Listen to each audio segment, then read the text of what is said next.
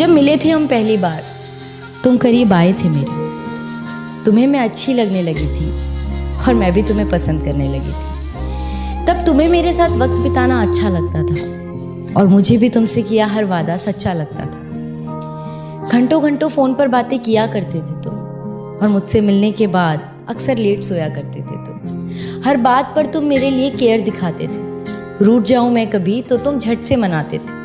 25 से 30 किलोमीटर तक रोज मुझसे मिलने आया करते थे और उसके बाद मुझे घुमाने भी ले जाया करते थे। तो क्यों आज साथ होकर भी हम साथ नहीं, और क्यों इस रिश्ते में अब पहले जैसी कोई बात नहीं? क्यों हमारे वो पहले जैसे हालात नहीं, और क्यों आज मेरे हाथों में तेरा हाथ नहीं? एक छत के नीचे रहकर भी तू अजनबी बन गया है। पता नहीं तू अचानक इतना क्यों बदल गया है। ऐसा नहीं कि मैंने तुम्हें समझाने की कोशिश नहीं की, पर कभी तुमने ही ये रिश्ता बचाने की कोशिश नहीं की। एक अरसे से जिंदगी को ऐसे ही एडजस्ट कर रही थी और जो हो रहा था मेरे साथ उसे बेमन से एक्सेप्ट कर रही थी, और तू मेरी इसी बात का फायदा उठा रहा था। मैं दिल लगा रही थी, तू दिमाग चला रहा था। पर कब तक इन रिश्तों को घसीटा जाए? जहाँ चलना भी हो मुश्किल, वहाँ भला कैसे दौड़ा जाए? पर अब सच बताऊं तो बहुत थक चुकी हूँ मैं, और इस घिसी पिटी जिंदगी से पक चुकी हूँ। मैं जानती हूँ कि मुझे कोई समझ नहीं पाएगा। टूटा था पहले भी ये दिल, एक बार फिर से टूट जाएगा। पर इस बार मैं खुद से एक वादा करूंगी, दूसरों से कम और खुद से प्यार ज्यादा करूंगी। मैं हंसती रहती हूँ अक्सर, इसलिए कोई जान नहीं पाता, और इस हंसी के पीछे का दर्द कोई पहचान नहीं पाता।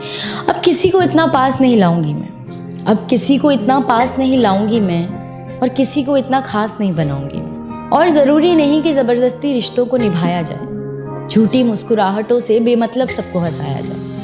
हम अक्सर ये सोचकर चुप हो जाते हैं कि लोग क्या कहेंगे, रिश्तेदार क्या कहेंगे, पर जिन्होंने कभी आपका दर्द जानने की कोशिश तक नहीं की, आप उनसे क्या उम्मीद रखेंगे? और इस दर्द में रहना है या इससे बाहर निकलना है, इसका फैसला सिर्फ आप कर सकते हैं। जरूरी नहीं कि अगर आपके पेरेंट्स के एक्सपीरियंस अच्छे हों तो आपके भी होंगे, उनके डिसीजंस अच्छे हों तो आपके भी होंगे। जिस सिचुएशन को आप फेस कर रहे हैं उसे आप ही बखूबी जानते हैं और कोई नहीं, और जो आपको समझता होगा वो आपकी सिचुएशन को भी समझेगा।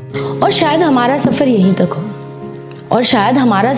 तक हो, ये सोचकर अच्छी मेमोरीज को अपनी डायरी में रखकर उस चैप्टर को बंद कर देना चाहिए। क्योंकि हो सकता है आपकी किताब में कहानी नहीं किस्से हो, और अगर आप चाहते हैं कहानी लिखना तो आपको अपनी कहानी का मेन हीरो खुद बनना होगा। क्योंकि अगर आप किसी और को अपनी कहानी का मेन हीरो बनाएंगे तो आपकी कहानी अधूरी रह सकती है, लेकिन अगर आप खुद अपनी कहानी का हीरो बनेंगे तो आपकी कहानी ज़रूर मुकम्मल होगी।